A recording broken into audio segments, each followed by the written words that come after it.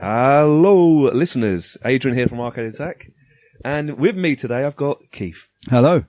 Dilsey. Hello. And back again, Kev. Hello. So, Rob's still not here. Oh, no. Sorry, So Rob. unreliable. Where is he? Sorry, Rob. Today, I want to talk about probably one of my favourite point-and-click graphic adventures. And it's an interesting... I reckon I'm going to break it into 3 parts. Oh. Because how I played this game is quite an interesting tale in itself. Oh. Yeah. And I thought... Did you play it in the buff? You've ruined my story now. In the buff or in the bath? Both. Did you play it in the bath? Well, I'm usually in the bath, but yeah. Moving on. Moving on quickly. So I'll talk about how I actually played the game. I've just got a little twist to the tale. Keith looks pretty excited by that. I am. Part 2, I'll talk about the game itself. Mm. And part 3, I thought we'd do a bit of an indie quiz. And I'll do a few questions for you guys. And obviously, you listeners can play along at home. We'll learn a little bit more about the Indiana Jones universe. I'll be honest with you, I love a play-at-home quiz. Who doesn't? I love it. Yeah. Who doesn't? Right, so before I go into the real nuts and bolts of the game, I'll chuck something out there. I think this game, actually, Indiana Jones and the Fate of Atlantis, revolutionised and actually really pushed point and click adventures to a new level. Mm-hmm. What was... Anyone have a guess? What's so special about this game? What was different at the time that made it stand out from the crowd? Is Indiana Jones? Nope, because there was actually a previous point-and-click game of Indiana Jones, which was good, but I wouldn't say it's amazing. Mm-hmm. I think Atlantis takes it to another level. And what was that? Was that The Last Crusade? Yep. Yeah. Mm-hmm. And it's a very... What makes it special? That game's not bad. It's pretty good. Very quite... Is it to do with the engine they used, or...? No, the Scum engine was used. That's what I think thought. the graphics were at its highest level at the time, though. I'm going to blow your mind. Oh, go on. Choices. Pathway. The pathway system. Now it's actually quite ingenious. We'll talk more about it later. Okay. But it means you can play the game multiple ways. So does that mean it has multiple endings, or There are just actually, different ways of getting to the There are multiple endings. I will talk more later, but Okay. there are 3 pathways, and this podcast will be in 3 parts. Ah, See what I did there? I do, yeah. So part 1, how I actually first played the game. In the buff. In the bath. In the buff in the The bar. buff in the bath. I've spoken before about my uncle Victor. I mentioned his name. Yeah, His he's name a regular pops up, on the doesn't he? podcast, yeah. Yeah. We need to get him on as like a guest star or something. He's still a gamer today. He's a massive PC gamer. He excellent. loves it. But he was really, he is the person that really got me on my games when I was growing up. But he didn't get me into this particular game. That was a different uncle. Oh. I've got another uncle called Uncle Alan. Uncle Alan, bring in left field. No, Left field uncles. he's another cool guy, a good guy, but he wasn't really into his games. And we used to visit. Me and my brothers used to love visiting his house. And he loved his technology, and he had a new work PC, his own office, his own fancy office, and he had his own new powerful PC with 1 game installed. Only one game. Only 1 game. It wasn't much of a game. I think he got the game. Solitaire. It wasn't Solitaire. Oh. Minesweeper. It wasn't Minesweeper.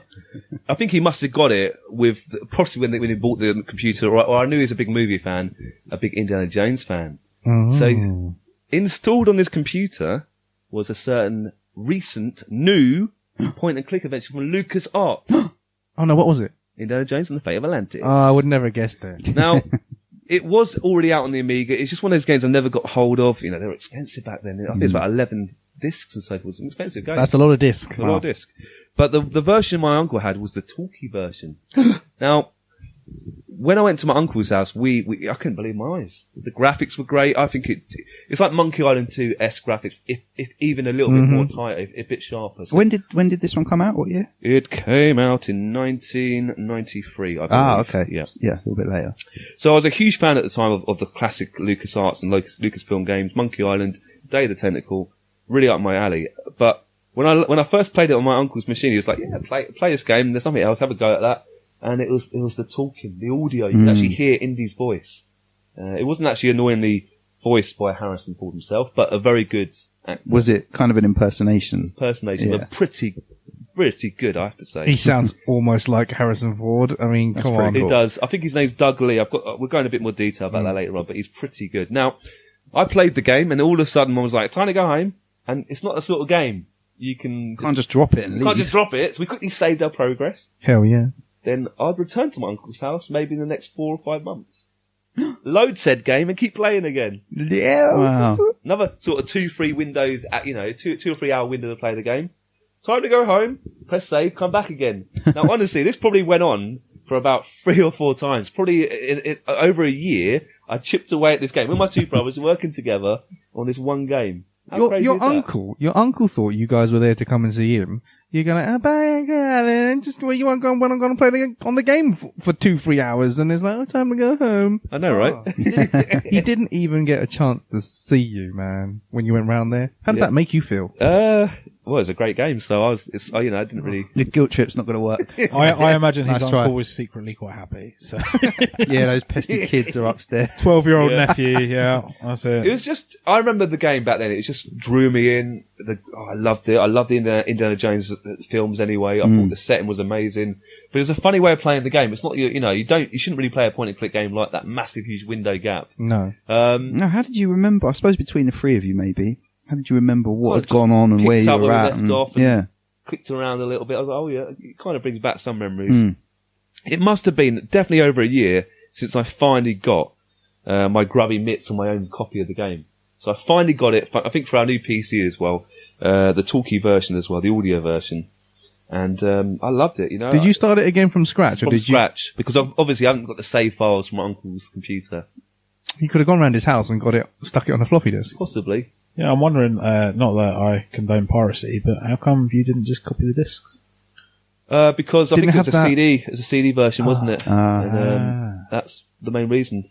Plus, we didn't have a PC at the time. We had an Amiga. Obviously, there was an Amiga version of the game, but once you get the talkie version, you can't go back to it. Can't go back, mate. But but it must have been kind of mid-90s then. I was playing the game myself, 95, 96 maybe, and loving it. Got really far in it. I got to Atlantis. I actually got there, spoiler alert, but I never completed the game. Oh. Never actually got it. I got stuck on a puzzle. And when you're growing up, there's other games to play and there's other stuff to do. And if you leave a point and click game for too long, which is a little bit hypocritical, as I was playing it, quite a big distance earlier.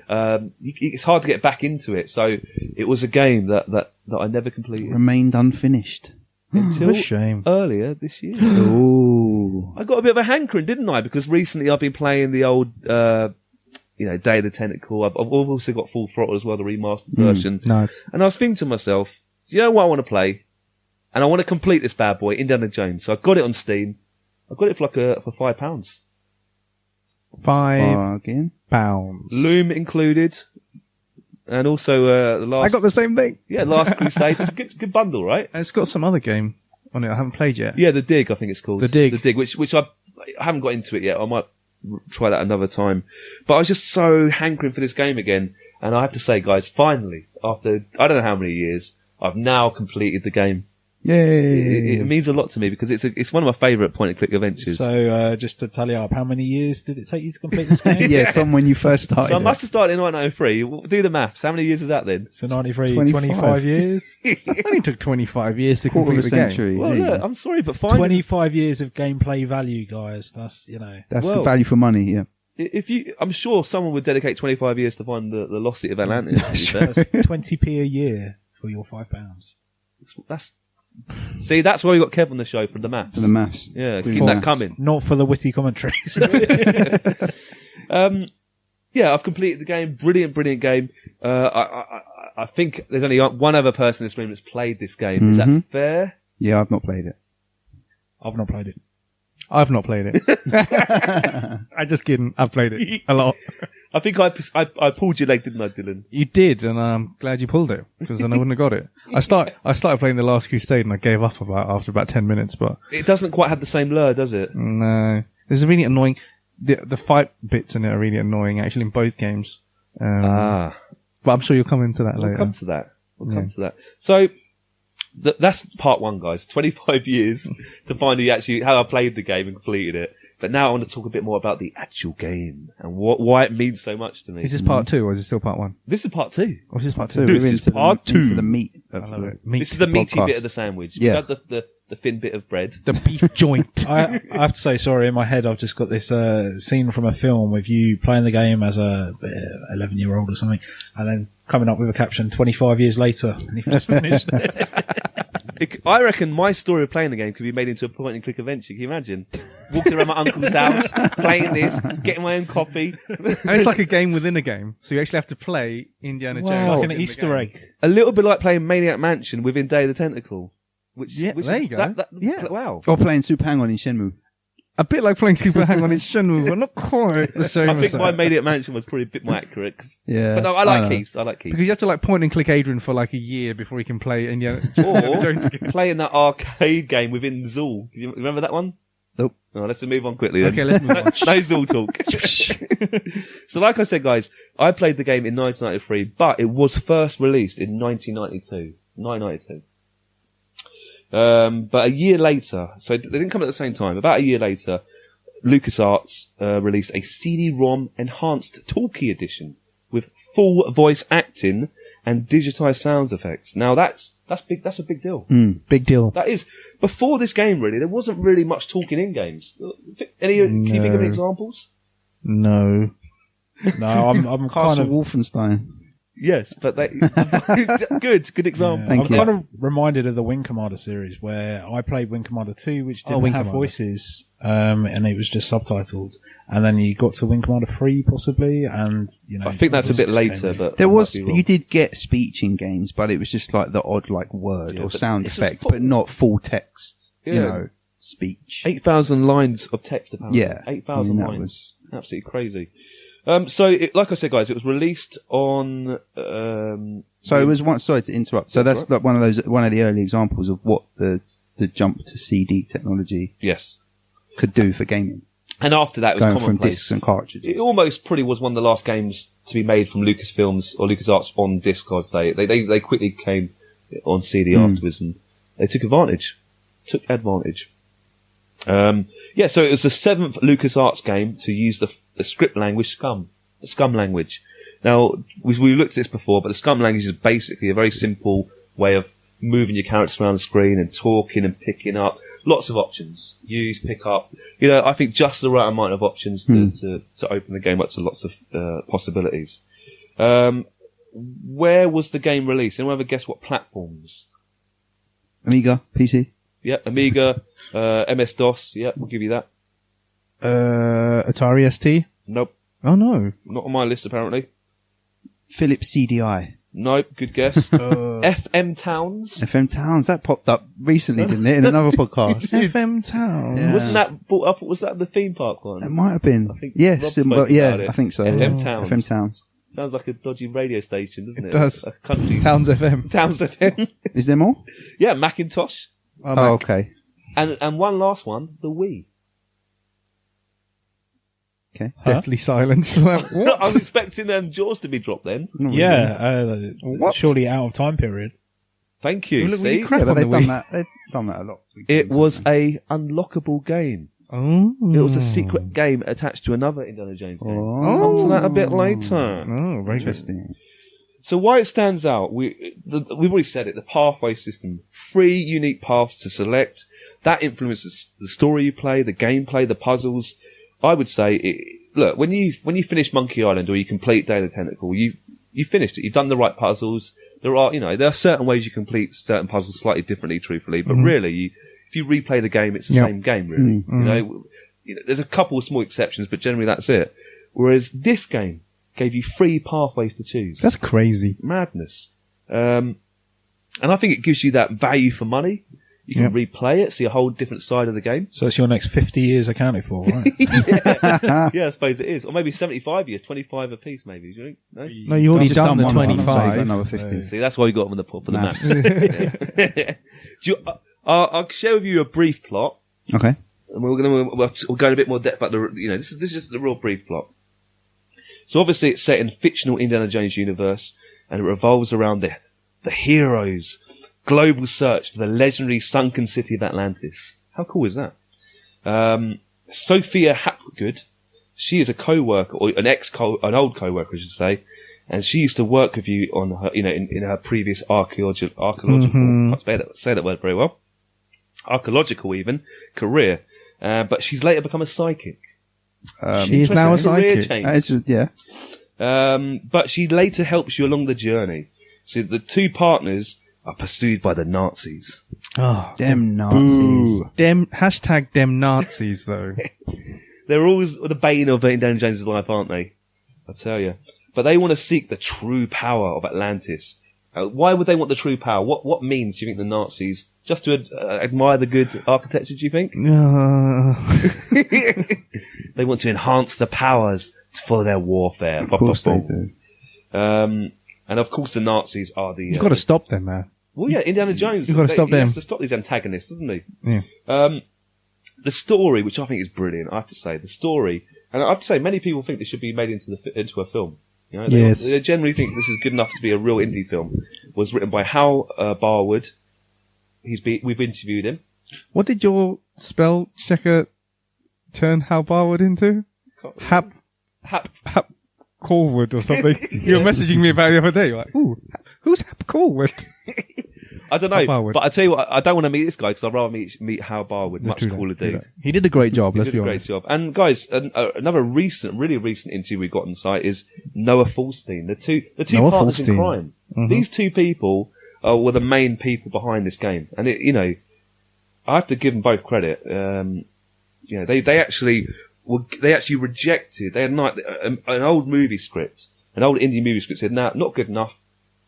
We don't like this one." They're going to come up with a brand new story, and They did it. they did it. They smashed it. They did it. They smashed it. And, I think Hal Barwood's previous work in films, I think he was good friends with Steven Spielberg and George Lucas. Yeah. And Noah Falstein, they made a brilliant duo. Mm-hmm. Right, do you want to hear the back of the box? The Oh, advert? go on. I love These are these. usually Do good. it. Yeah. I love the back of the box, and you always bother researching this. I love this. I think this is the American version. Okay, ready? Go for The it. man with the hat is back in his greatest adventure yet. It makes him Man sound like a with the The magician. man with the hat. 1939, the eve of World War II. Nazi agents are about to get their hands on a weapon more dangerous than the atom bomb. Wow, that's pretty dangerous. Only Indy can stop them before they unleash the deadly secret that sank Atlantis. Ooh. Dum dum dum. Point and click. Point click. Point and click. Point and click. Honestly, point and click your way through fist fights. We'll talk about that later. No. Puzzles, balloon rides, car chases, and indie one-liners. It's got it all. Explore over 200 spectacular locations. That's great. They are pretty spectacular. They are. I wouldn't say every 200 spectacular, but it's close to it, isn't it? They're like 16-bit-esque spectacular environments. I love that artwork. I love the retro artwork, and it's so beautiful. I love that. Monkey Island 2, Indiana Jones, Fate of Atlantis. I think that's my favourite era of. Please, for the love of God, no one remaster this game. Just Well, leave it as it is. It looks beautiful. I did ask how that question, and he kind of said that'd be kind of cool. But again, since then, Ron Gilbert. That Monkey Island one on With the Monkey Island one, did they do what they did with Full Throttle and Maniac flick Mansion, back. where you could change? You can flip back. So that's fine. But you have As to long- flick back. What was the point in them wasting all the time? Because Well- I don't know, maybe people, if they're trying to find a new audience, Well, again, I don't want to. them youngsters might not want the Them 16-bit them pixel youngsters. artwork. There's actually been work on a updated Atlantis game, Whoop. but it's not been officially endorsed by LucasArts. Updated how? New graphics. Oh, okay. And I've seen screenshots. It does look quite nice, but there's no need for it. No. And actually, I don't always like. I quite like fan-made games and stuff. I think they should be given freedom, but I think Disney's got involved and said stop doing that now. Yeah. They've actually told these people to stop making it. So there you go. So explore over 200 spectacular locations, play and replay. Damn right. 3 unique challenging paths to vanquish the Reich. How cool is that?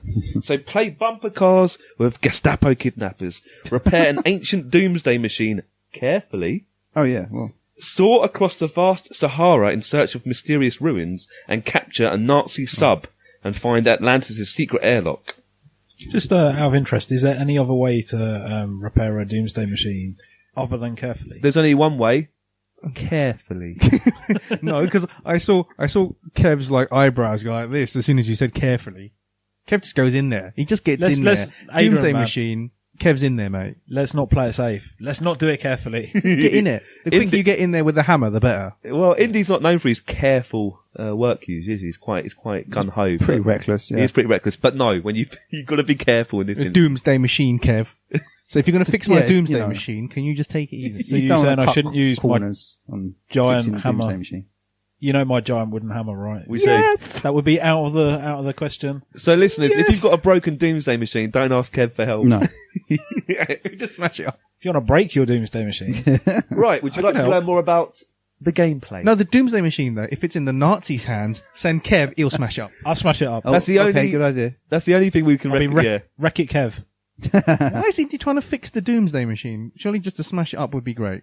No, he has to. See, that I don't Why? think someone's completed the game, have they? No, someone only made it halfway.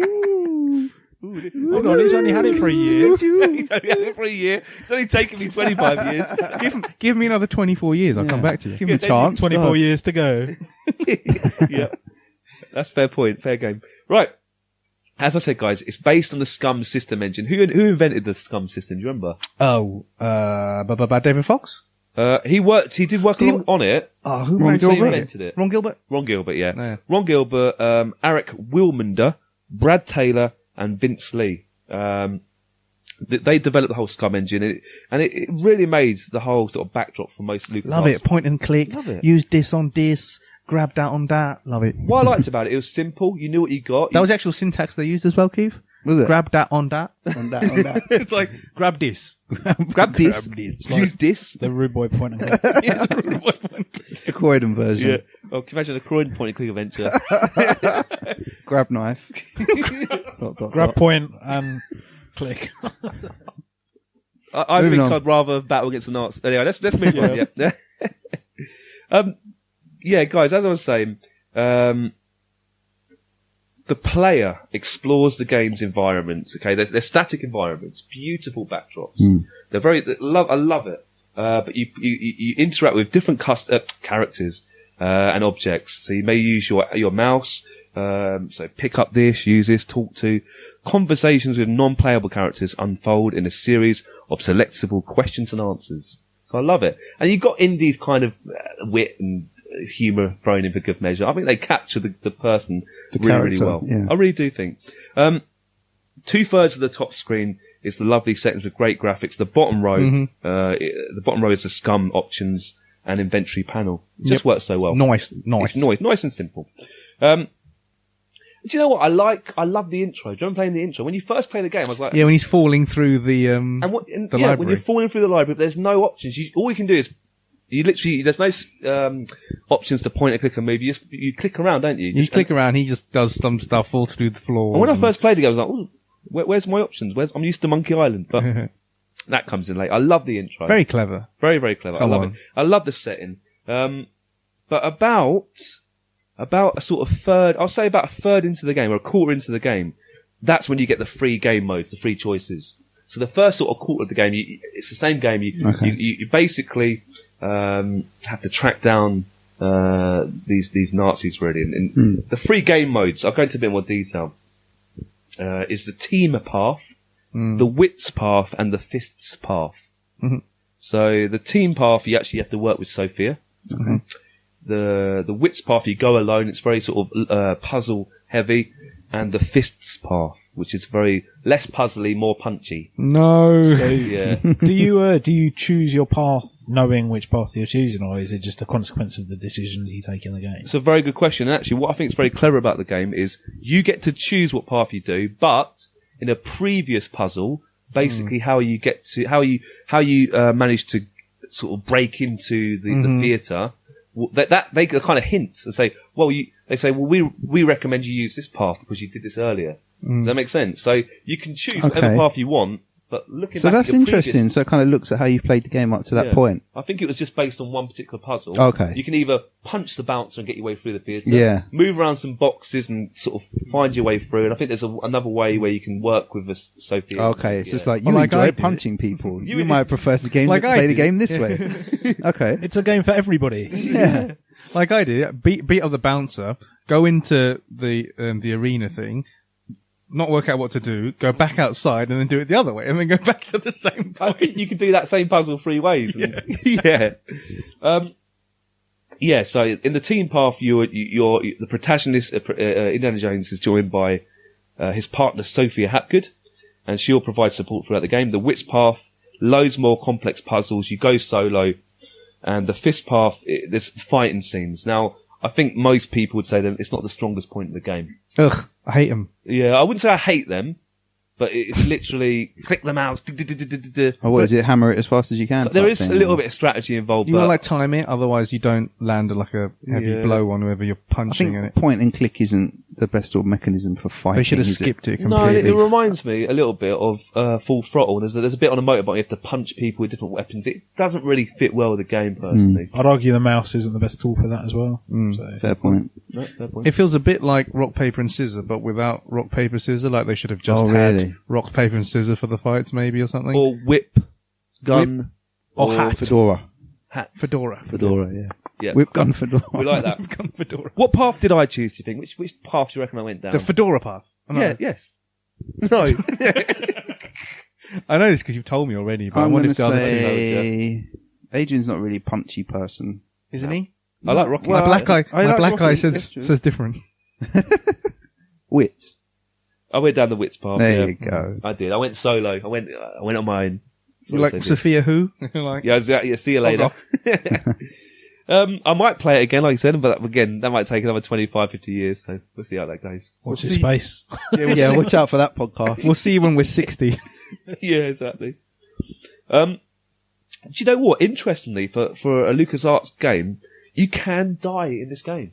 That's unusual. Indy. You can get knocked out. No, you can die, and actually, I did die once, and it's a game over. I was like, Game over. luckily, Point and click. You're like, I know. That's- Luckily, I saved the game just a few minutes prior. I must have realised I was about to get killed by a Nazi, but it was quite unusual. I didn't realise you could die when it happened. I was Would you get shot or like, you just get beaten to a pulp, really. beaten to death? That's Wow. why those fight things just. I don't I know. know, What's right? the game Don't over get screen like? Is it like Resident Evil? Where you- I've never You actually die. killed I him. think it just loads up the title screen again. Oh, Yeah, it's not like you die. you are dead. Another thing I quite like, and this adds again to more replayability, there's a score system, the Indy quotient points. So it keeps track of the puzzles you solved, the obstacles overcame, and if you found all the important objects. So there are certain objects you can skip, but if you want to do the Okay. game properly, there's actually certain puzzles you can solve differently. So if you solve puzzles a bit more, the proper way I should say, you get more points. So you do get a point system at the end of the game, which is quite good, isn't it? Getting quite sweet. unique. Yeah. I suppose it's another way to try and get people to replay it if they're that way Exactly. inclined to. Right, do you want to hear a Do it bit properly. more about the plot? I don't want to give any major spoilers. Yeah, go on. Are you ready for this? Mm. You ready for this?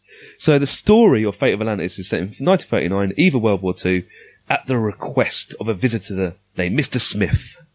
Archaeology professor and adventurer Indiana Jones tries to find a small statue in the archives of his workplace, Barnet College. After Indy receives the horn figurine, Smith uses the key to open it, revealing a sparkling metal bead inside. Now this metal bead will play a big part later in the game. It is. It will. Smith then pulls out a gun and escapes with the two artifacts. But he loses his coat in the process. There's a bit of a tussle. Indy manages to grab the coat. He gets through the window, if I remember correctly. The identity card reveals Smith to actually be Klaus Kerner. He is an agent of the Third Reich. he's a Nazi. Another pocket of the coat holds an old magazine containing an article about an expedition on which Jones collaborated with a young woman named Sophia Hapgood, who has since given up archaeology to become a psychic. She's raking it in, mate. She don't need to do the archaeological Did you stuff. see? The theatre was full. Full of people, brimming. In Brimming. 1939, though, 1939, there wasn't much going on really. It was the eve of the Not war. much on at the theatre. No. But, Indy's a sharp cookie. He fearing that she might be Kerner's next target, Indy travels to New York City in order to warn her and to find out more about the mysterious statue. There, he interrupts her lecture on the culture and downfall of Atlantis. And the two return to Sophia's apartment. I love it how Indy interrupts the theatre, because remember Dylan, he pulls the pulley system, it's almost like a big ghost comes on. It is, the ghost thing is hilarious. It's so funny. And I just love the animation. I love that pixelated animation. It's so well done. And I just love it. I love these games so much. But you return to Sophia's apartment. They discover that Kerner has ransacked her office in search for Atlantean artifacts. But Sophia says that she keeps her most valuable item, her necklace, with her. She's a clever cookie. She owns another of the shiny beads, now identified as the mysterious metal. Amacalcinosum. What's it called? What? It's not called Amacalcinosum. It's close though, right? It's called orichalcum. That's it. Yeah, Come close on. enough. Orichalcum. Close enough. That was pretty close. Now, if I could mine my garden right now for a new metal, orichalcum will be pretty close to gold, I'd say. That is it's like the key metal. It's the best key. metal. It's the key metal. It's Right? the best metal. It's It's on my top 5, I have to say. Top 5 metals. Yeah. I prefer Dylan's one. Orichalcum. Akalaka. Orichalcum. Anyway, she places the orichalcum in the medallion's mouth, which is on a necklace, and this evokes the spirit of the Atlantean god Nurabsal. And you see this lovely spirit, this ghost appear, and it's quite, this is proper indie sort of magic going on there, and you think, wow, this is proper serious stuff going down. I love it. She explains that a Nazi scientist called Dr. Hans Uberman. Uberman. Yeah. Dr. Hans Who Uberman. later went on to found Uber. Uberweiss. Uberman. Dr. I Uberweiss. don't think he's linked to the taxi service. Doesn't his name's Superman then, isn't it? Isn't that what Uber is in German? Uber is over, isn't it? Oh, is it? No, Zupa. Oh, is it? Zupa is in. Yeah, Uber is just Uber. I guess Uber, I think. the best. The best. He's like so an he's the best extreme man. Sorry, extreme he's man, the Super. best man. And he's basically, so this Nazi scientist, he's proper evil scientist, isn't he? Proper, when you picture an evil scientist, you picture this guy.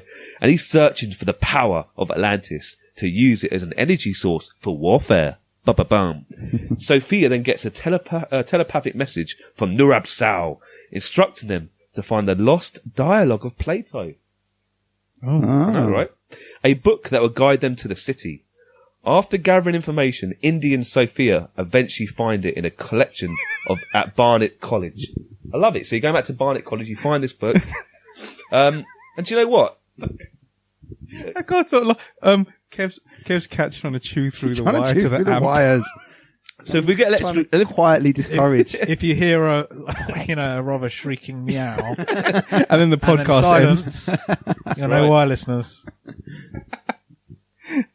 Has he stopped doing it? Oh, sorry, Aid. Yeah, Barnet College, sorry. Barnet College, you go around, you find this book, and basically, through some clever work, Indy has found a little error in Plato's work. Basically, there's a mistranslation from Egyptian to Greek, and the document pinpoints the actual location of Atlantis in the Mediterranean, 300 miles.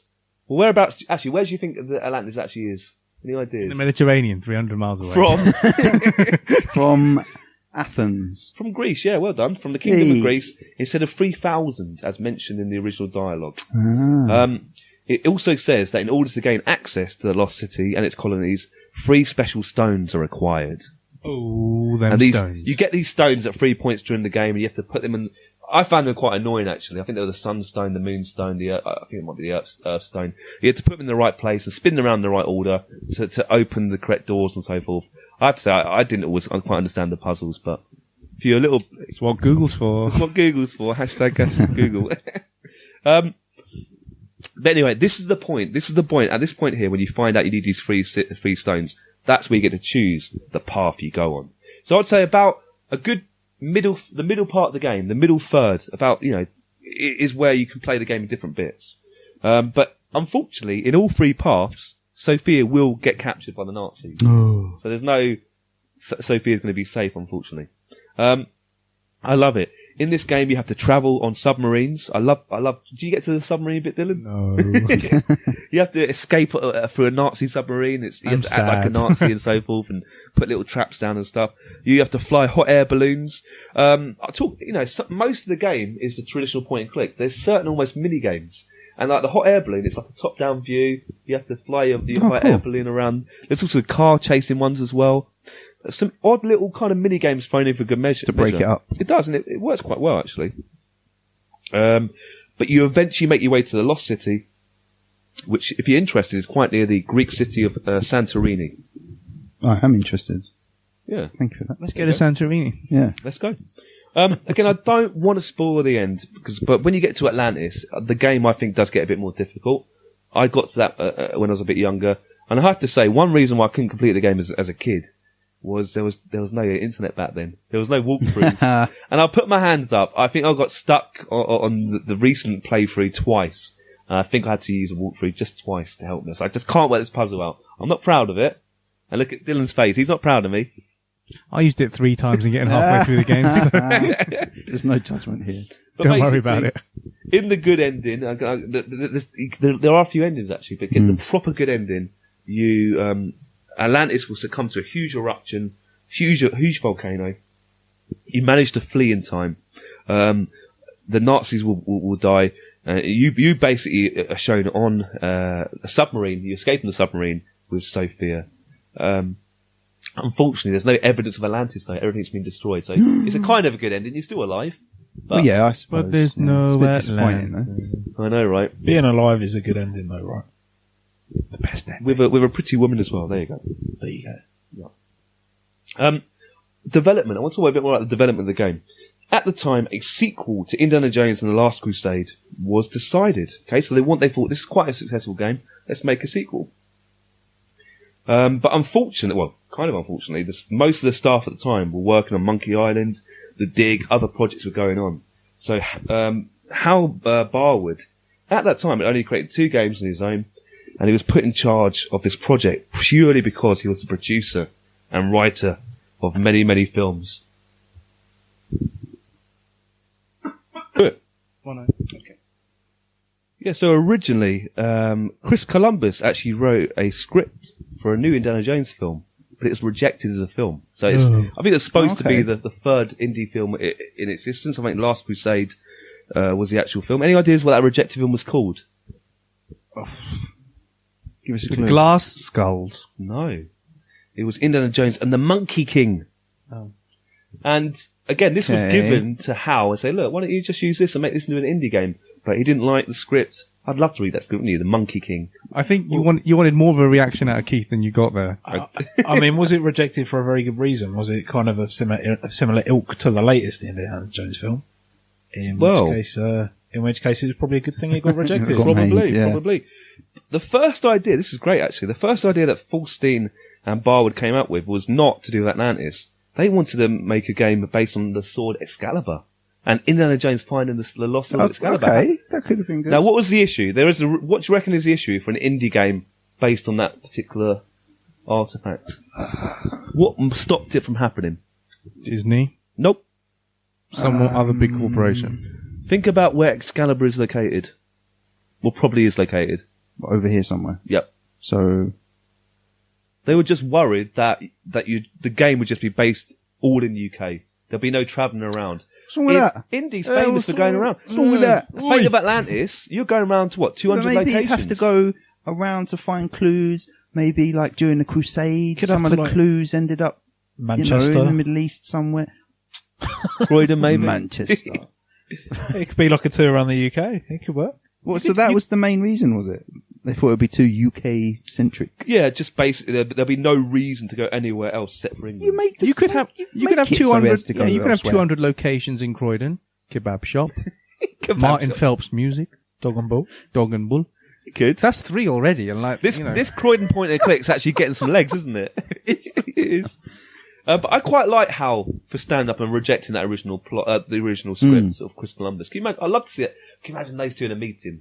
God, you've just rejected Chris Columbus. Like, come on. The thing is, being honest, no one seemed to want this script, right? So they didn't want to make a film out of it. They didn't want Yeah, to make a game out it of wasn't it. good enough I'm to be a wondering how film. good this Why would it have been script good was. enough to be a game? And again, like we said before, I think Atlantis, the game, the actual story in the game, is good enough for a movie. It's definitely such a great story. I really, really enjoyed it. I think it could transfer to a movie. Personally, How would you get it all in 2 hours, though? with difficulty? That's the problem, That's a isn't good it? question. 25 years to 2 hours. They eventually landed on the idea for Atlantis. I think they were flicking through some books. They found a cheap, this is the quotes here, a cheap coffee table book on the world's unsolved mysteries. And they found Atlantis and think, this is perfect for Indy. This is the perfect thing. Now, again, good old Noah Falstein, again, a brilliant issue on the site. And him adding the idea of the free pathway system, that added 6 months to the development time. 6 months. So the game was apparently going really well. Then all of a sudden, Noah had a great idea, and fair play to him, but that 6 extra months to development, that shows guts though, doesn't it? I don't think that would be allowed. It does in show today's guts. world. Sorry, you're looking at me. It does. It does but show guts. it wouldn't be allowed in today's world, I don't think, in games world to do that. No, because they're so like, oh, you have to get Deadlines. this game out. Deadlines, for this deadlines. deadline. Money, Deadlines and money, deadlines. Deadlines and deadlines. How many years did it take to make this game in total? 2. Exactly, yeah, just over 2 years. Around 2 years, yeah.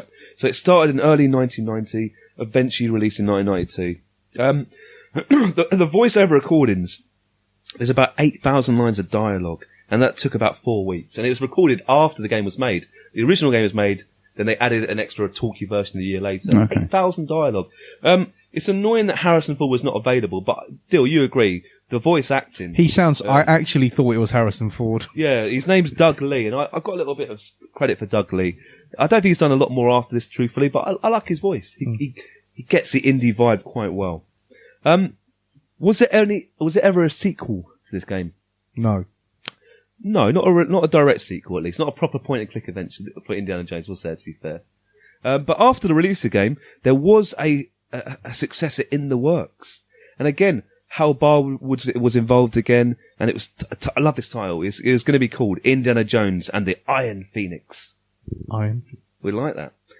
It was going to be set just after World War II, again, featured Nazis. These Nazis were seeking refuge in Bolivia. They're trying to resurrect Adolf Hitler. Oh, no. With the Philosopher's Stone. Yeah. Free Harry Potter. Free Harry Potter. Okay. And apparently the game was in development for 15 months. So Wow. this game must be pretty close to completion. Yeah. They wasted 15 And what months on happened? this. And Why do you think it was never completed? A couple of things. Change in hardware around. They were developing on PC. Maybe they were like but around that time there were sort of big advances in like Intel processing and things. True. Maybe it Fair point. just looked outdated. Yeah, they were moving more towards sort of clean cut, almost 3D Monkey Island, weren't they then? yeah. For example. But to dump a game after over a year of development, still. Yeah. It is quite incredible. The main reason really is the neo-Nazism about it. And actually, Germans are they love LucasArts point-and-click adventures. It would have been a huge target for them. So German coordinators, when they discovered how extensively the game dealt with neo-Nazism, they informed LucasArts about So the neo-Nazis as opposed to Nazis. Yeah. And they basically said it's going to be really difficult to market this game in Germany, and that's a really important market for adventure games. So they feared that, well, they're not going to make the money back on the game, so they just had to cancel it. It's a shame because they must have been so It close is to a shame. finishing it. You would think, but the plot for the game was eventually made into a 4-part Dark Horse comic book series. Oh, wow. How cool is that?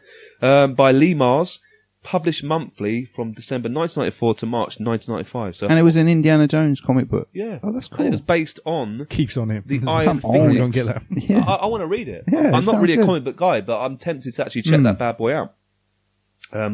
Another follow-up game was actually planned. It was going to be called Indiana Jones and the Spear of Destiny. Love it. Sounds familiar. And this revolved around the Spear of Longinus. I'm intrigued by Longinus. What is that? I'd probably pronounce it completely Kept all about the wrong. Longinus. Hold up. This is Longinus. Longinus. Longinus. This is the same Spear of Destiny that... Apparently, I think genus? there's 4 Spear of Destinies, isn't there? Is that right? That's what I heard the other day. I didn't know that. Yeah, I might be wrong. There are some in existence. I think there's one at the Vatican, isn't there, apparently? I didn't know that. Again, this is stuff I heard from a friend of mine, so if I'm wrong, he's wrong, but there you go. Adrian's retraining as a psychic. I am. Yeah. I am. But this, this game was outsourced. So I think it was still a LucasArts game, but it was outsourced to a small Canadian studio. But eventually this stopped as LucasArts did not have the experience or supervision of an external team. So I think it's just a little bit too hard to manage. But again, this story was rewritten into another 4-part comic book series. So it's quite impressive, isn't it? These old games. It's nice that they didn't, let the work go to waste. Yep, I agree. So they've got the story, so they've actually made something. And maybe one day these comics will be turned into games. Boom. Now that would be a Full turnaround. circle. That would be Circle of life. Do you want to hear some reception and some sort of awards that the game won? Always. You ready for this? Now, Fate of Atlantis was met with a lot of critical acclaim. It was a big deal, a huge deal. How many units, how many copies did it sell? 500,000. Good guess. 700,000. Good guess. 400,000. Good guess. It actually sold over 1 million. That's a lot. That is a lot. surprising. Point and click game as well. No, that's a good number. That's a good number. Huge. It's often named one of the best, if not the best adventure game ever made. It was named many adventure games of the year awards for that particular year, 1993. I've got a few scores here from Amiga formats. Good old Amiga Used to love that magazine. They gave the game 92%. And they said, despite being a film license of sorts, this is a brilliant adventure game, a tried and trusted formula applied to a likeable and humorous theme. Stunning graphics describe some beautiful scenes from all around the world. 3 modes of play, which offer a different challenge depending on your point of view. Well thought out puzzles that give you a real buzz when you solve them. Oh. You know what? I kind of agree. I think the puzzles aren't too difficult, but they're also not ridiculously easy. Obviously, what pathway you choose will dictate the difficulty a bit more. But I never found myself really, really scratching my head and thinking, I just can't do it, apart from maybe 1 or 2 times. I know that Dylan had to use the walkthrough a couple of times. I did as well. But do you agree? Most of the game, if you really thought about it, you could see the chain of reasoning. Yes, but sometimes it's the same thing with all point and click games. There's some puzzles in there just make no logical sense. But You've just got to do lots of click on everything and stamp the fish on the envelope, and you will open the door to the, cellar or whatever. There are worse games. I agree. That annoys me in certain adventure games. But I think Atlantis is one I don't think it's as bad as that, but I do agree. It's a hard thing to get right, I think, in a game. If it's quite puzzle heavy, finding the balance between them being too easy and too difficult. Too difficult, they put people like me off. Yeah. Too easy, it's like, well, what's the point? What's the point? Yeah, if it's really obvious, like, oh, put that there. That's right. It's just to get the balance. To some extent, this is the curse of Google and being able to cheat, right?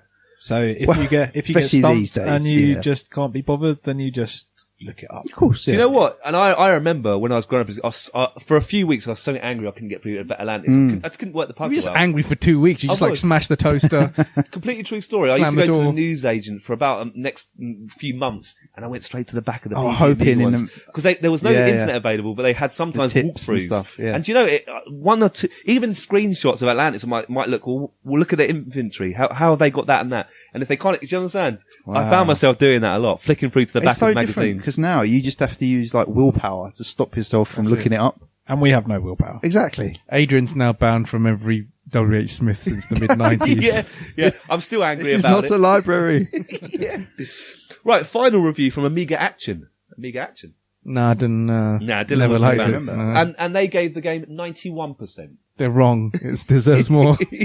Definitely 91.5. But when you hear what they got to say, you might actually side with Amiga Action a bit more. All right. I am completely and totally stunned because I would never have believed it possible to produce a game this good on the Amiga.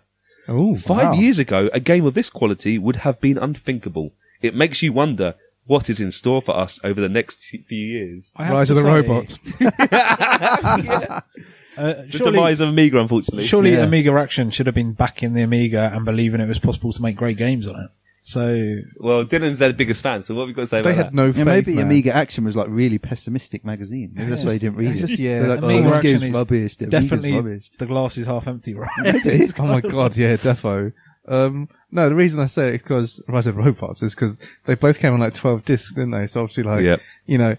okay, it's a lot of stuff, but how much was actually on each of those floppy disks? Probably not much, but because you had 12 of them, whack it all together. I mean, I only played the talkie version with the CD always in there, but I can imagine the discs. Yeah, very irritating. I don't think there were many other Amiga games that had like 12 discs. Obviously, the Rudder Robots. Monkey Island 2. That one. That was close to Monkey that. Island 2.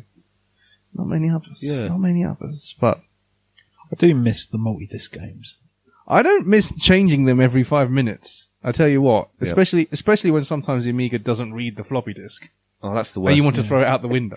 Or is when one floppy disk fails and then Yes. the whole game gone? Little tangent. As a gamer who went from cartridge to disc without a problem, like CDs and then DVDs and now Blu-rays, do you feel like having to put up with all the disc swapping and stuff made you like more patient? Yes, Through life, you had when you were young, you had to develop the patience. Now I want to actually do this bit. Now I need to put the new disc in. Did anyone but I else was just here like cartridge switch use it on, a boom. tape drive on a C64 Yes. or something? That was A tape ultimate. drive Actually, I'm gives you lying. patience. We had a Spectrum when I was but I was little. Yeah, So. a tape drive gave me patience because waiting for some of those C64 Yeah. games to load Yeah. and then dying straight away and having to reload them. That Is patience, but hold on. Weren't they like the only ones I ever saw were like one tape, weren't they? But they weren't multi-tape, isn't it? You didn't have to like load multi-tapes and then. Yeah, I think you're right. No, I think most of them were maybe a one couple, tape, weren't they? maybe a couple were. No, a couple were. But I'm talking about the loading times, not The specifically Amiga- about the changing of Yeah. discs. The Amiga, if you didn't have a hard disk, and obviously I didn't have a hard disk back in the day, you had to switch, for some games, you had to like switch between the same couple of discs. It wasn't even in chronological order. And something like Indiana Jones, where you would have to go to these different locations it'd be a a couple nightmare. of different times. I don't even want to think about it. Just even to word process stuff on the Amiga, I had something, it's called Wordsworth. Named after William good name, Wordsworth, good of course, yeah. Just to even get that loading, I had to do about 10 disk swaps just to start typing something. I mean, but yeah, patience is, I still have no patience for things. I don't didn't think have that much. Indiana Jones well. would have much patience either. He seems like a kind of guy that wouldn't be very No, he relaxed. just wants to get on with it. Yeah. No messing. No repairing things carefully. He would go straight to CD-ROM, mate. He's like, screw this floppy disk rubbish. He would. Do you guys fancy hearing a bit of trivia about the certain Always games? trivia. Certainly We do. love Love trivia. So I said earlier it came out in a few formats, and one really got you guys a bit hot across the collar, didn't it? It did a bit. Yeah. It was released actually on the Wii as well. Now that's a bit unusual because it was an unlockable extra on the Wii action game. Anyone ever guess? No. Indiana Jones and the Something. Kingdom of the Staff Crystal of Skull. Kings. Staff of Kings. Oh yeah. Well, That one went. what? that That one classic. went. Huh? Yeah, that classic. What? Again, I don't think the game was particularly good, but some people bought it just so they could play Atlantis. How cool is that? That's a good idea. It was an cool action game, was it? Yeah, I think it's like a Tomb Raider-esque kind of game. Oh, okay. Not as good as Tomb Raider. Okay. That was the kind of way it was looking, I believe.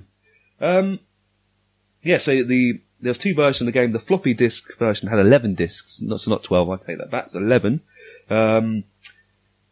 And on the here you go. On the island of Crete, while exploring the caverns, there are several rooms which have the LucasArts logo etched in stone. That's quite a nice little Easter egg, Nice, isn't it?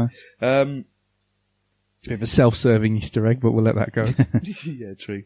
Now Dylan, you said you didn't find the fighting very good. No. You found it difficult. Yes. What if I told you there was a certain button that could allow you to produce a sucker punch? One punch and you can kill the Nazis. I'd ask you to tell me it, please. That said button is a certain button called insert. If you press insert, Insert No one has fist ever here. pressed insert in the history of man. No one wants to overwrite their text. People don't even know what that button does, do they?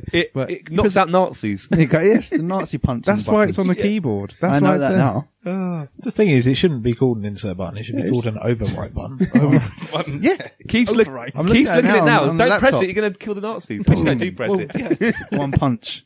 Boom. So there you go, Dylan. If you get into a fight, just press insert. Oh, thanks, mate. So that's you can literally end every fight with, or Well, do you no, look. Apparently, do you have to have a bit of a fight and then some- use it? pretty much all enemies, but some enemies which have a circumvented, which can be circumvented by solving a puzzle, are Yeah. immune to this move. But Oh, okay. most are up for the sucker punch. Love that sucker. Luck the sucker punch.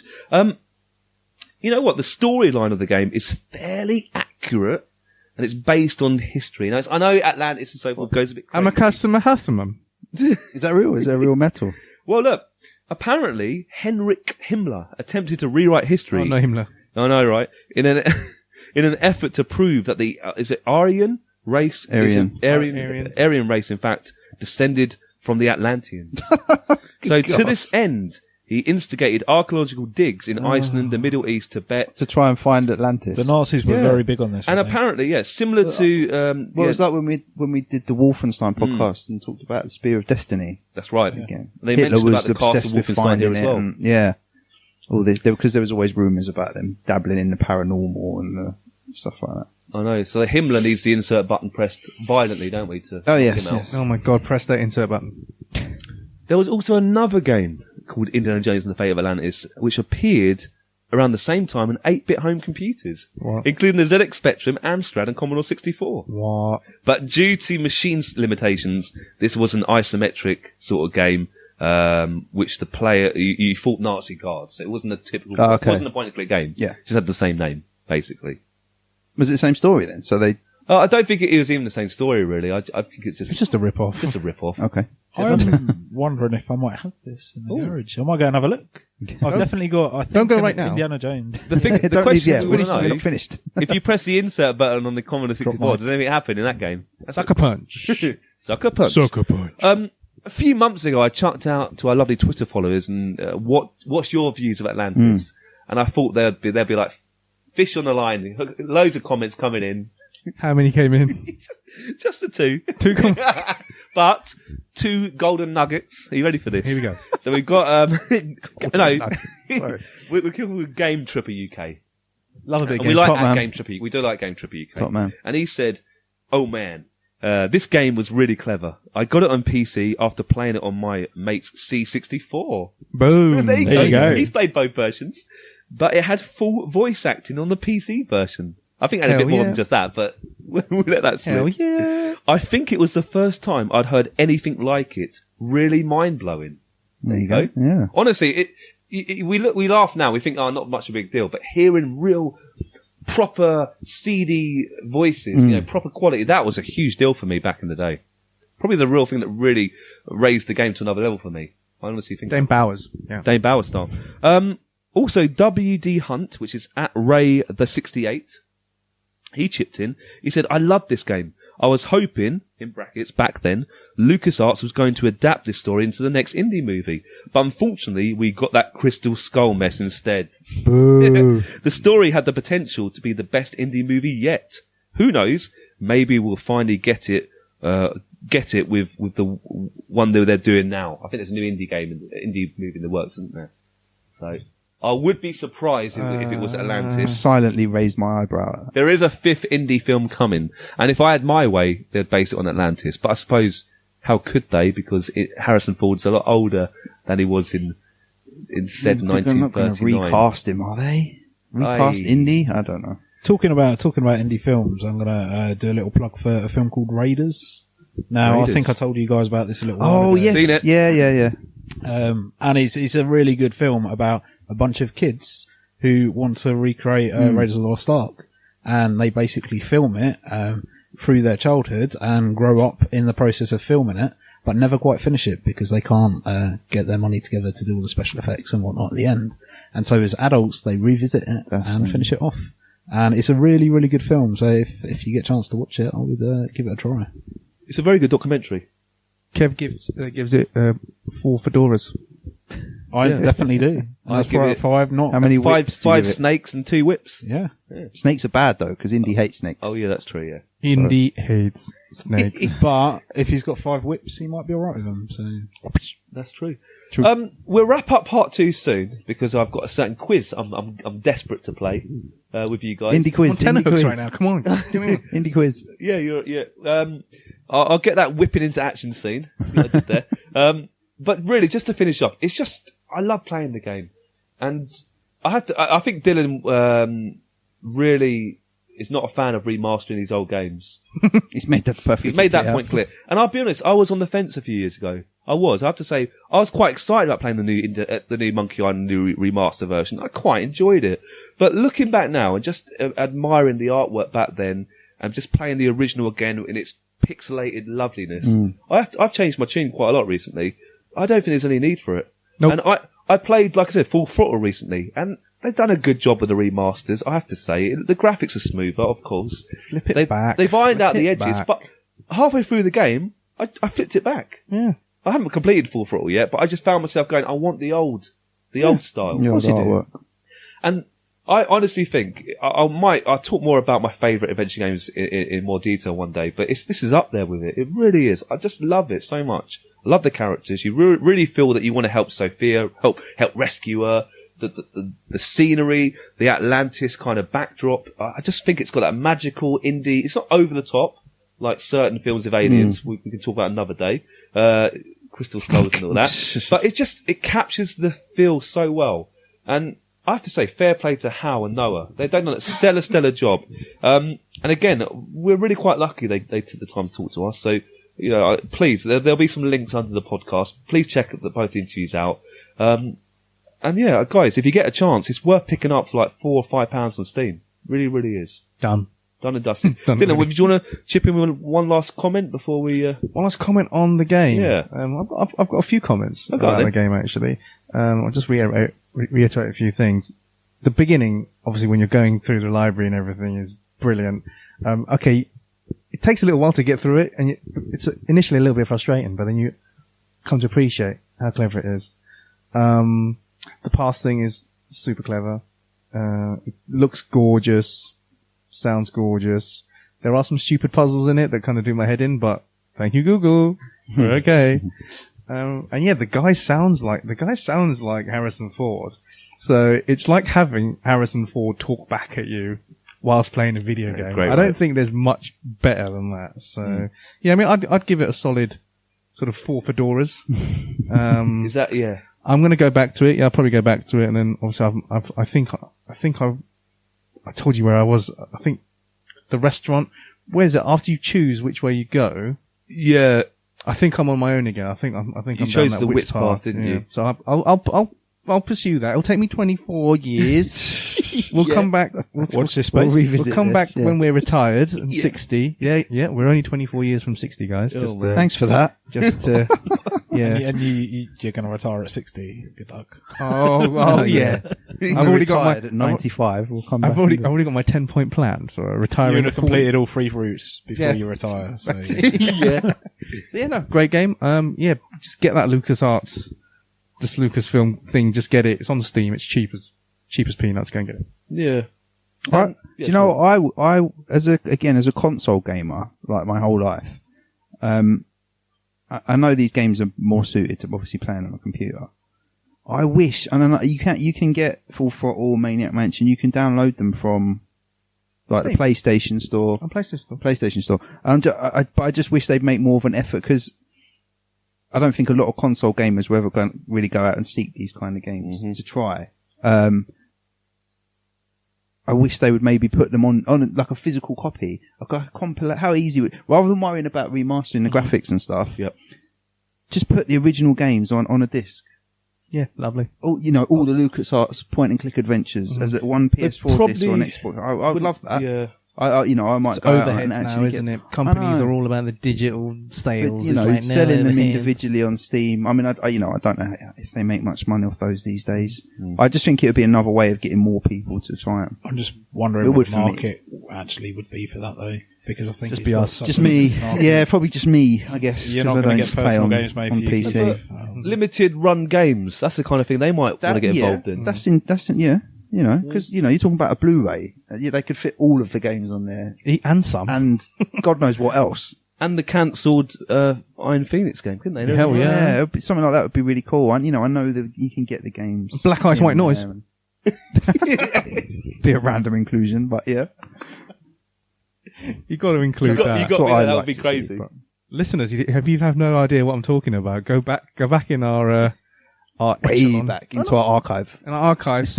Yeah. Yeah. And go and check out the Black Eye, or the Jaguar CD pod. That's right. It's mind blowing to say the least.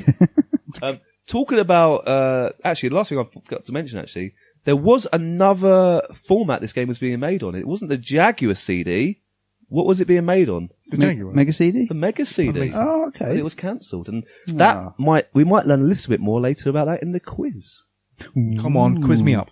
Is it time for the quiz? Is it time for the quiz? It's time for the Indie quiz. So, guys, we're here back for the Indie quiz. Yay. Not the best name for the quiz, so I actually want to see if we can get a better name for it. So, Keith, have you got any ideas for a better name?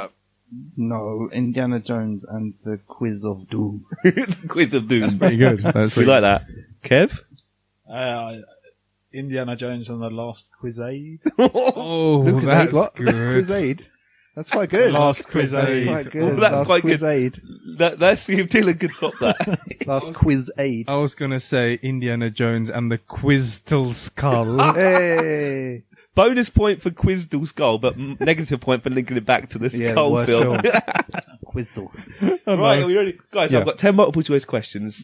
The answers are either A, B, C, or D. I will reveal the answers at the end of the quiz. So, guys at Yes. home, grab a piece of paper, Yeah, play along. play along. Let us know if you can beat our fellow indie buffs. Indie buffs here. So, question 1.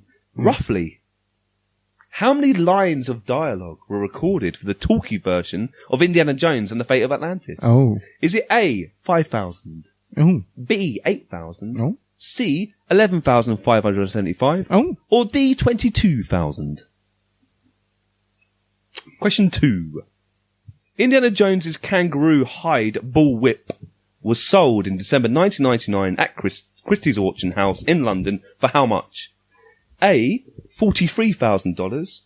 B, $50,000. C, $25,000. Or D, $250,000. Question 3.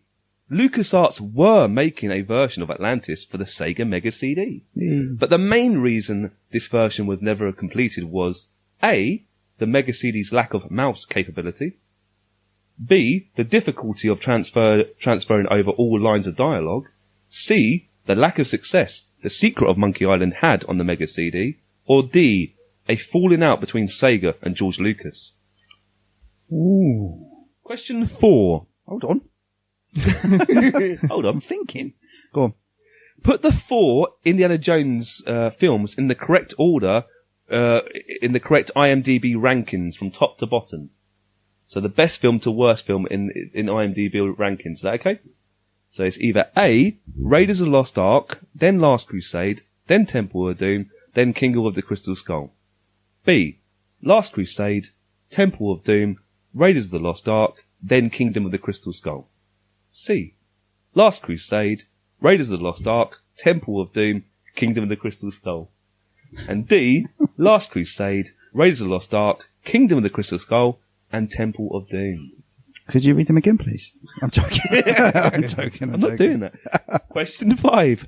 Which Indiana Jones film grossed the most money? Ooh. Was it A, Raiders of the Lost Ark, Ooh. B, Temple of Doom, C, The Last Crusade, or D, Kingdom of the Crystal Skull? Question 6. What is Indiana Jones's birth name? Is it A, Sorry. Dr. Henry Walter Jones Jr.? Is it B, Dr. Henry Wandsworth Jones? C, Dr. Henry Walton Jones? Or D, Dr. Henry Walton Jones Jr.? What was A? A was Dr. Henry Walter Jones Jr. 7. Sean Connery is how many years older than Harrison Ford? A, 21 years, B, 12 years, C, 16 years, or D, 32 years? Can you read those again? Sorry. Certainly. So we've got A, 21 years, Yeah. B, 12 years, Yeah. C, 16 years, and D, 32 years. I don't think I'm winning this quiz. I think I'm going to fail this quite miserably. Question 8. This is where Dylan gets the comeback, I reckon. Oh, The club owned by the villainous Lao Chi in Indiana Jones and the Temple of Doom is called A, Club Soda Yoda, B, Club Vader, C, Club Jar Jar, or D, Club Obi-Wan? Question 9. The infamous chilled monkey brains served in Temple of Doom was actually made from A. Custard and raspberry sauce, B. Ketchup and mashed potato, C. Trifle, or D. Mustard and chili sauce. And the final question, question 10. Because of Crystal Skull, people are now saying what as opposed to jumping the shark? A. Swinging with monkeys, B. Nuking the fridge, C. Skull in your legacy, or D. Jumping the Jones. I think question 9 is a trick question because I think it was actually monkey brains. All options. There's definitely one correct answer. So for 9, I'm going for hidden option E. If you want to put it down, fine. Actual monkey brain. I don't recall seeing any no animals were harmed in the making of this film. Nope, there definitely was not that disclaimer. Dylan might have me there. Right, do you want the answers? Yeah, I want to see how I did. You got no cheating, guys. No, We're no, gonna tally these- hold on. Wait. It's on there. I'm going to put my pen away. Yes, I have not typing, not typing. I'm going to keep my pen and I'm going to cheat. And if we have a tie, there is a tiebreaker. Nice. Extra excitement, eh? Right, I'm so making note of how many points I've got. Everyone makes Actually, note I'm of how going to many need points. my pen. Keith, should we mark each other's? Oh, good shout. yeah, no cheating And here. we're just going to trust Dylan. Yeah, just trust Did me. you like the quiz? Did you enjoy that? Yeah, it was good. brilliant, man. It was Oh, good. It was cheers. good. Yeah, nice. So, how many lines of dialogue were recorded? I did actually mention it. You in said the pod. it. 8,000. I was just making sure you were listening. Yeah, no. It I was listening. B 8,000. Yeah. I wasn't listening. I just guessed B. Oh, well done. Got it right. You got it right. All right. How much did the whip sell for? I said A. Kev said A. I can't remember what I put. It is A Put C. 43,000. Wow. What was C? right. That's what. Why? Done 25, I think. Why did LucasArts not make or finish off the Mega CD version of the game? Did I? I said C. I said C, but Keith put B, which I think was difficulty in transferring the Lines of dialogue. The actual answer is C. The lack of success of Monkey Island. That makes sense. Yeah. Oh, It's a I'm shame. doing well, yeah. Stop the quiz now, please. What's the correct order of the IMDb rankings from top to Ooh. bottom? Interesting, eh? I've got the answer here as A. I got A. Raiders of the Lost Ark, Last Crusade, Temple of Doom, and Kingdom of Crystal There's Skull. no way you can have Did I get it right? Crusade You got it first. right. Do we agree with that? And I just Yeah. couldn't hold the films in my head. I had a feeling that Last Crusade would be above Temple of Doom. That's fine. I'm shocked that Kingdom of Crystal Skull wasn't top. But there you go. We'll move on quickly. Which film grossed the most money, though? Not necessarily the best. I went for Skull. I went for Last Crusade. I went for Last Crusade. It's actually, this is interesting, it was still Raiders of the Lost Ark. Really? Honestly. That made 709,000, Million? 709 million? I've got, million, sorry. yeah, I've got million. $709. 700 million? Yeah, $700 million. And that's like 1981. Yeah. That is That's crazy. insane. Okay. There was not much to do in 1981. So we got that one wrong. What is Indiana Jones's birth name? I put A. Kev went A. Did I go A as well? Or did I go D? What question were we on? 6. 6. Yeah. I can't remember You now. went D. D. That's correct. It's Dr. Henry Walton Yes. Jones Jr. Oh, okay. Not Didn't get that Walter. one. Walton. Sorry, what was the answer to 5? What letter? What letter? 5. A. A. 5A. Question 7. Sean Connery is how many years older than Harrison Ford? I put C, whatever that was. It's actually B, 12 years. That's what I went with. Yeah. I changed it at the end. Can you see? I had it as D, I think, and then I went no. Keith's beating I me remember reading that they were really close in age. Mad, isn't it? Oh no, we're Yeah. tying. I'm tying with I Keith. thought that What was you a got? little bit What's further, Kev but- got? Kev got Oh, yeah. Kev got the last 4 wrong. Ooh, so Me and what's Keith both on 4. 4? Kev on 3. Ooh, so it's Going still to into play for. Question 8. Kev started well, but he's kind of fallen away. So- significantly. Does anyone want to ever go to Club Jar Jar Binks or not? No. Is that the answer? Yeah, I No. put Jar Jar. That's not right. I I've put forgotten. Soda Yoda or whatever. Soda Yoda. Nope, that was my idea. It was actually that was good. Club Obi-Wan. Really? I've never noticed that. Did no one- Yeah. What Never letter noticed was that. that? That was D. That was D. Oh, okay. So I sorry. had to no. say I just guessed by the end of it. Soda Yoda. I like that. Soda Yoda. I like Only that. 2 I'd questions go left. there. Come I'd on. go there. You'd rather go than Jar Jar Binks anyway. Definitely. Question 9. What was the monkey brains actually made out of? Hidden answer E. I didn't put hidden answer. Me and Kev put A, both put A, I think. Yeah. I put Raspberry C. and Custard and Custard and raspberry sauce is correct. Hey. Oh, no, I put Hey. trifle. And again, what is it called when people? Again, it's more of a term from the film. I know Crystal this Skull. one. Jump in the shark, now known as Nuke in the fridge. nuke in the fridge. B. Nuke in the fridge. Oh, I didn't put that I didn't get either. Do you remember that bit? No. Where he ends up at the nuclear test site and he hides in a fridge and he survives the nuclear test. Oh, So Nuke in the instead of jump in the fridge. shark, you know, Nuke in the fridge. fridge. Oh. Yeah. So Kev got 1, 2, 3, 4 out of 10. I got 4. 4. and Keith Keith got drum roll, please. Somebody. 6 out of 10. Hey! We'll do the tiebreaker for fun, but well done, The Keith. for fedora winning. goes Thank to you. fedora goes to Keith. Keith wins a crystal skull. Oh. Keith wins Monkey I Brains. see, they made me think of that episode of Peep Show with the crystal skulls. Yes. He smashes it. Who wants the? Should we do? So Keith's got the main prize, the kudos. So But the what about tiebreaker- between these guys to Tiebreaker, runner yeah. up? Oh, Ooh, who's come second? Go on. What was the total? It's a fingers on buzzers moment. No, I'll take an answer. Tell you who's closest. What's the total box office takings of all the 4 films added together? Well, you know Okay. that the Raiders was like 700 million, Which so was that the gives you a most. start. Yeah, Kev's good at maths, so I think he will beat me, but go on. Kev can go first. only means he'll be good at adding up his guesses. He is good at that. He's good at the maths.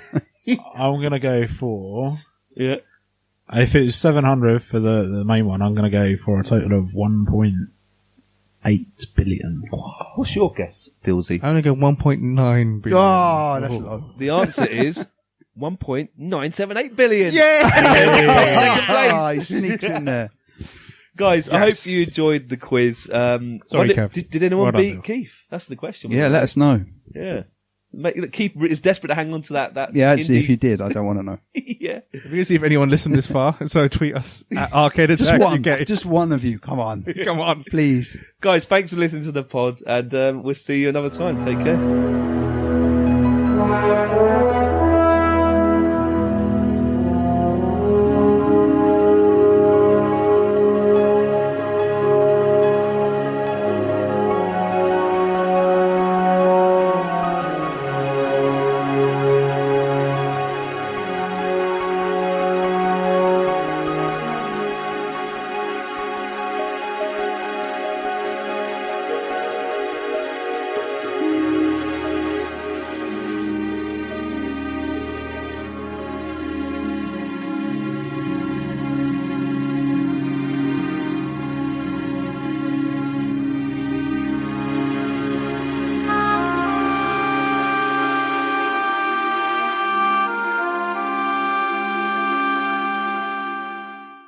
Thanks for listening to today's podcast. We really hope you enjoyed it. If you want to get in touch regarding this week's episode or anything else, you can tweet us at Arcade Attack UK, at Keith Barlow 82 and at arcade_Adriano. We're also on Facebook at facebook.com/arcadeattackuk. Please check out our website at arcadeattack.co.uk for lots of retro gaming goodness, interviews, reviews, features, top 10s, etc. And you can also find all our previous podcasts there. Our podcasts are available to stream from the website and are available to download for free from Stitcher, Podbean and iTunes, where you can also leave us a review and a rating, which we would really, really appreciate. So, until next time, take care and we'll speak to you soon.